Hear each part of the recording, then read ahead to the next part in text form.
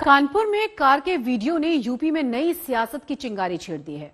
एक video social media पर viral हुआ है जिसमें समाजवादी पार्टी के लोग लाल टोपी पहनकर पत्थर बरसा रहे हैं, मोदी और योगी के खिलाफ नारे लगा रहे हैं। बीजेपी का आरोप यह है कि एसपी कार्यकर्ता रैली में दंगा भड़काने का प्लान बनाकर पहुंचे थे। बैकफुट पर आए अखिलेश ने अपने 5 ही कार्यकर्ताओं को पार्टी से बाहर का रास्ता दिखा दिया है।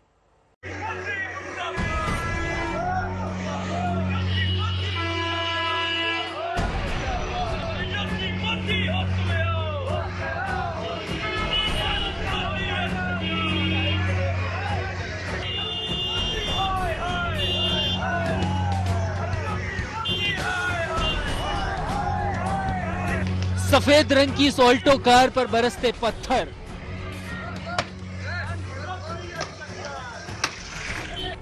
मोदी के पोस्टर और बीजेपी के कमल वाले झंडे की कार पर लाल टोपी वालों का फूटता गुस्सा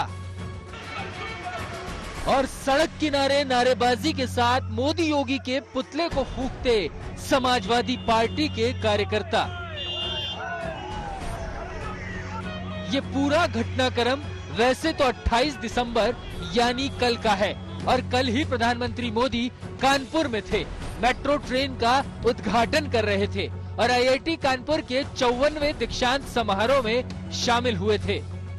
लेकिन इस वीडियो पर सियासत की चिंगारी आज भड़की है। बीजेपी के पोस्टर वाली कार पर भड़कता समाजवादी पार्टी के कार्यकर्ताओं का ये आक्रोश सोशल मीडिया पर वायरल हो रहा है। कल तक इस वीडियो को लेकर कहा जा रहा था कि समाजवादी पार्टी के कार्यकर्ताओं ने बीजेपी की कार को घेरकर तोड़फोड़ की है और कानपुर में योगी और मोदी की रैली का विरोध किया। लेकिन आज पूरी कहानी ही पलट गई। कानपुर से मोदी और योगी के रवाना होने के बाद बीजेपी के पोस्टर वाली ये ऑल्टो कार यूपी की सियासत का केंद्र बन गई है और कार को लेकर लाल टोपी वालों पर सबसे बड़ी साजिश का आरोप लग रहा है। जी हाँ, समाजवादी पार्टी पर पीएम मोदी की कानपुर रैली में दंगा भड़काने के आरोप लग रहे हैं। कैसे और क्यों, इसका क्या सबूत है, आज हम इसका पूरा सच जानने की कोशिश करेंगे। लेकिन उससे पहले प्रधानमंत्री मोदी का ये बयान आपको सुनाते हैं। लाल टोपी वालों को सरकार बनानी है, आतंकवादियों पर मेहरबानी दिखाने के लिए, आतंकियों को जेल से छुड़ाने के लिए।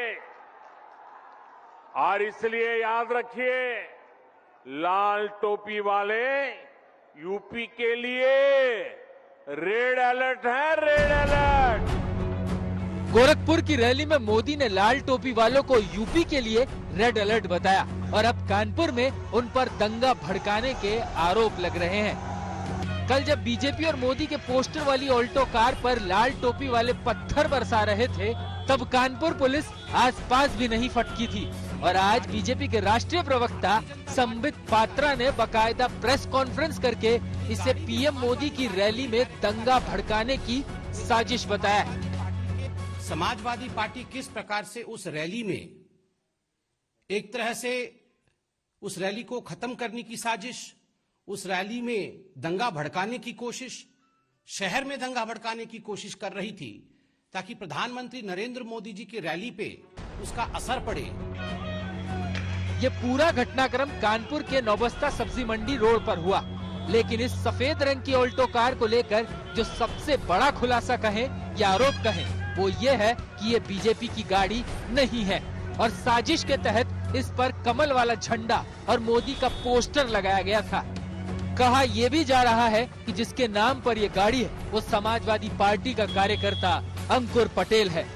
दरअसल ये जो गाड़ी थी, ये भारतीय जनता पार्टी के किसी कार्यकर्ता की गाड़ी नहीं थी। ये गाड़ी भी समाजवादी पार्टी के ही कार्यकर्ता की गाड़ी थी।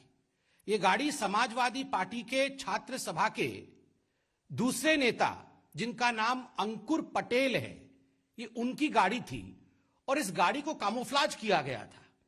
इस गाड़ी को इस प्रकार से सजाया गया था मानो ये भारतीय जनता पार्टी की गाड़ी है और इस गाड़ी को तोड़ा गया, आगजनी की कोशिश की गई, इसको चकनाचूर कर दिया गया और इस वीडियो को शूट करके रैली के स्थान के पास इस प्रकार से हम हुड़दंग मचा रहे हैं, इस संदेश को सोशल मीडिया के माध्यम से भेजा गया। अब आपको सुनाते हैं कि समाजवादी पार्टी का इन आरोपों पर क्या कहना है। क्या वाकई ये समाजवादी पार्टी के कार्यकर्ता की कार थी और इसे किसी बड़ी साजिश के तहत तोड़ा फोड़ा गया? समाजवादी वो नहीं हो सकता जो कानून को हाथ में लेता है, और इस तरह का जो कानून हाथ में लेता है वो समाजवादी परिवार में नहीं रह सकता। ये लोग कौन है फिर? उसमें समाजवादी परिवार में उसकी कोई जगह नहीं है। जिस अंकुर पटेल का नाम बता रहे हो समाजवादी का भी पदाधिकारी नहीं है। अगर होता भी तो भी उससे पार्टी में रहने की जगह नहीं मिलती। कानपुर पुलिस ने समाजवादी पार्टी के 4 कार्यकर्ताओं को गिरफ्तार किया है। उनके नाम है सुकांत शर्मा, मुलायम सिंह यूथ ब्रिगेड का जिला प्रवक्ता, सचिन केशवानी, सपा छात्र सभा का राष्ट्रीय सचिव, अभिषेक रावत, यूथ ब्रिगेड का नगर सचिव, निकेश कुमार। हमने गाड़ी जिस गाड़ी को तोड़ा गया था उसे हमने बरामद कर लिया है और साथ में हमने घटना से जुड़े हुए 4 लोगों को अब तक गिरफ्तार किया है। इनकी गिरफ्तारी लखनऊ से हुई है। ये हैं सुकांत शर्मा और दूसरे हैं सचिन केशरवानी, तीसरे हैं अभिषेक रावत और चौथे हैं निकेश कुमार। इन 4 की गिरफ्तारी लखनऊ से की गई है। बाकी अन्य 4 लोग हैं जिनकी गिरफ्तारी के लिए प्रयास जारी है। अब सवाल ये है, क्या वाकई समाजवादी पार्टी के कार्यकर्ताओं ने मोदी के कार्यक्रम में रंग में भंग मिलाने की साजिश रची? क्या वाकई मोदी की रैली के दौरान कानपुर शहर में दंगा भड़काने की कोशिश की गई थी? अभी पुलिस ने सिर्फ इतना ही बताया है कि गाड़ी को बरामद कर लिया गया है और समाजवादी पार्टी के कार्यकर्ताओं को गिरफ्तार किया गया है। 4 और लोगों की गिरफ्तारी की कोशिश हो रही है। पुलिस ने इससे ज्यादा कुछ नहीं बताया। सवाल ये है कि जो संबित पात्रा ने आरोप लगाए हैं वो क्या सभी सही है? कानपुर से रंजय सिंह के साथ आज तक ब्यूरो। आज से ठीक 6 महीने पहले अमेरिका और ब्रिटेन ने ऐसे दिन भी देखे जहां वहां रोजाना 9000 केसेस सामने आ रहे थे, लेकिन इसके बाद बेफिक्री बढ़ गई और साल के आखिर तक महीनों में पहुंचते पहुंचते लापरवाही का ऐसा दौर शुरू हुआ कि अब अमेरिका में हर रोज 3 लाख से ज्यादा और ब्रिटेन में हर रोज 1 लाख से ज्यादा केसेस आ रही हैं। भारत को इन आंकड़ों से सबक लेने की जरूरत है।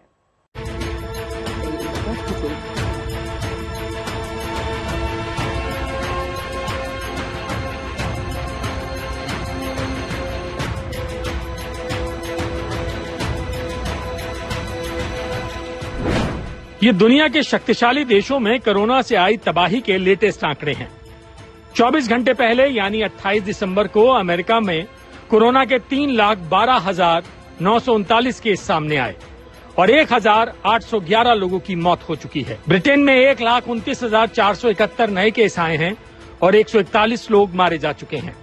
फ्रांस में ठीक 1 दिन पहले 1,79,810 कोरोना के नए केस आए और ये वायरस 167 लोगों की जिंदगी निगल चुका है। इसके अलावा स्पेन में भी कोरोना से 78,313 नए मरीज संक्रमित हुए हैं और इस दौरान 147 लोगों की मौत हो गई है। ये आंकड़े डराने के लिए नहीं बल्कि आंखों से बेफिक्री की पट्टी हटाने के लिए बताए जा रहे हैं।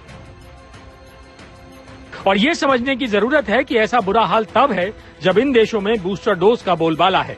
जिंदगी बचाने के लिए लोगों को लगातार बूस्टर डोज लगाई जा रही हैं। हैरानी तो आपको ये जानकर होगी कि इजराइल जैसे देश में ओमिक्रॉन से बचाव के लिए 4थी डोज लगाना शुरू हो गया है। इजराइल की सरकार ने नए वेरिएंट से बचाने के लिए मेडिकल स्टाफ और 60 साल से ज्यादा उम्र के लोगों के लिए 4थी डोज लगाने का फैसला लिया है।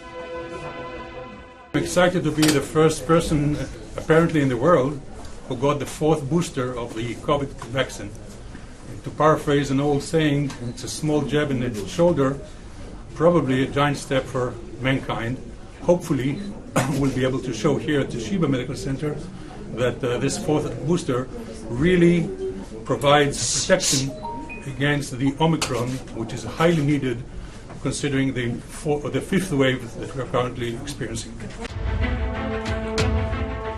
हैरानी इस बात की है कि इजराइल में 4थी डोज का फैसला तब लिया गया है जब वहां रोजाना नए केस की संख्या 3000 से कम है और पिछले 7 दिनों में सिर्फ 6 लोगों की मौत हुई है। 93 लाख की आबादी वाले इजराइल की ज्यादातर आबादी वैक्सीनेट हो चुकी है, लेकिन ओमिक्रॉन की बढ़ती स्पीड और अमेरिका और ब्रिटेन में बिगड़ते हालात को देखते हुए बूस्टर की दूसरी डोज का फैसला लिया गया है। research is therefore very important, because we'll have initial data within a few days about the safety, and I think then we'll feel more safe to say, okay, everybody who has immune suppression can go and get it. Omicron से बचने के लिए Israel ने advance planning शुरू कर दी। अगर ऐसी planning America में की गई होती तो आज अमेरिका के लोग इतने बुरे दौर से नहीं गुजर रहे होते। अब हालात ये है कि अमेरिका की सड़कों पर टेस्टिंग से लेकर वैक्सीनेशन की लंबी लाइनें लगी हुई हैं। सड़कों पर लोग अपनी बारी की इंतजार कर रहे हैं ताकि ये कंफर्म किया जा सके कि कहीं ओमिक्रॉन संक्रमित तो नहीं है, और दूसरी तरह की लाइन वैक्सीन लेने वालों के लिए है। अमेरिका में वैक्सीन लगवाने की दूसरी वजह यह भी है कि यहाँ रेस्टोरेंट, कॉफी शॉप पर, पब और शोरूम्स में बिना वैक्सीन सर्टिफिकेट के एंट्री बंद कर दी गई है। मास्क के बिना प्रवेश नहीं दिया जा रहा है। सरकार के इस कदम की वजह से लोगों को वैक्सीन लेने के लिए मजबूर होना पड़ा है। अमेरिका में पिछले एक हफ्ते में संक्रमण की स्पीड करीब 58% बढ़ गई है। यहाँ रोज आने वाले नए मामलों में 76% केस ओमिक्रॉन के हैं। अमेरिकी स्वास्थ्य एजेंसी CDC के मुताबिक अमेरिका में बच्चों में संक्रमण के बाद अस्पताल में भर्ती किए जाने के केस 4 गुना तक बढ़े हैं, जो एक डराने और सावधान करने वाला आंकड़ा है। इसी तरह ब्रिटेन के आंकड़ों पर नजर डालें तो पिछले एक हफ्ते में लगभग 7,63,000 से ज्यादा लोग कोरोना से संक्रमित हुए हैं। ओमिक्रॉन वेरिएंट के तेजी से बढ़ते हुए मामलों को देखते हुए भारत में कोविड-19 की तीसरी लहर की दस्तक तेज हो रही है। बिहार के मुख्यमंत्री नीतीश कुमार तो कह भी चुके हैं कि उनके राज्य में तीसरी लहर आ गई है। दिल्ली और मुंबई के आंकड़े तीसरी लहर की दस्तक की लगातार गवाही दे रहे हैं। दिल्ली में कल 24 घंटे के भीतर कोरोना के 923 केसेस सामने आए हैं और इसके बाद हड़कंप समझ गया। वहीं मुंबई की ही हम बात करें तो 24 घंटे के भीतर वहां पर भी 1377 कोरोना के मामले सामने आए हैं।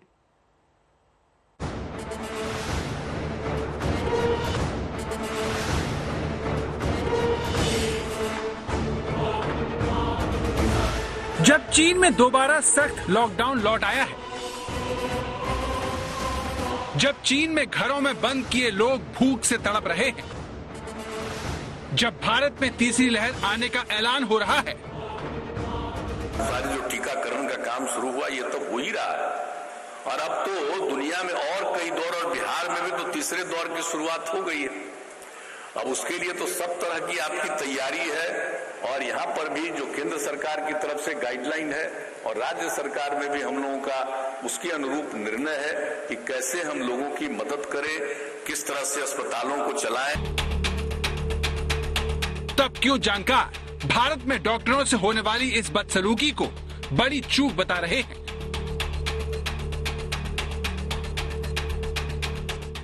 जब अमेरिका में ओमिक्रॉन का विस्फोट होने से डॉक्टरों नर्स की कमी हो गई है, तब सागर में मरीजों का इलाज छोड़कर विरोध में पकौड़ा और भजिया खाते डॉक्टर क्यों देश के लिए खतरे की घंटी है।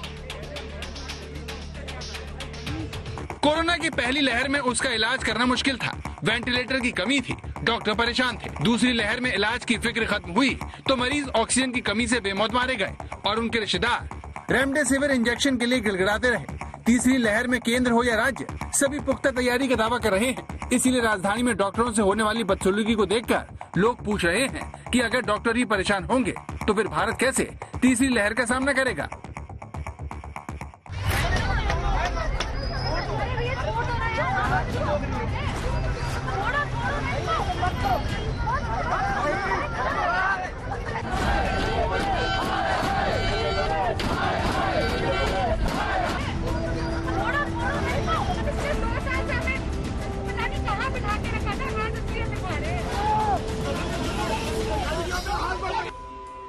जिन डॉक्टरों ने पूरे कोरोना काल में अपनी जान पर खेल कर लोगों को बचाया, उनकी देखभाल की, उनसे जब दिल्ली पुलिस ने ऐसा बर्ताव किया तो डॉक्टर बिफर गए। जिन डॉक्टरों को कोरोना काल में देवदूत का तमगा सरकारों ने दिया, वही डॉक्टर जिन पर हेलीकॉप्टर से फूल बरसाए गए, उन्हें सोमवार को पुलिस वाले जबरन उठा कर ले गए तो डॉक्टर विरोध में खड़े हो गए। ये सब उस वक्त हो रहा है जब भारत तीसरी लहर की तैयारी में लगा है।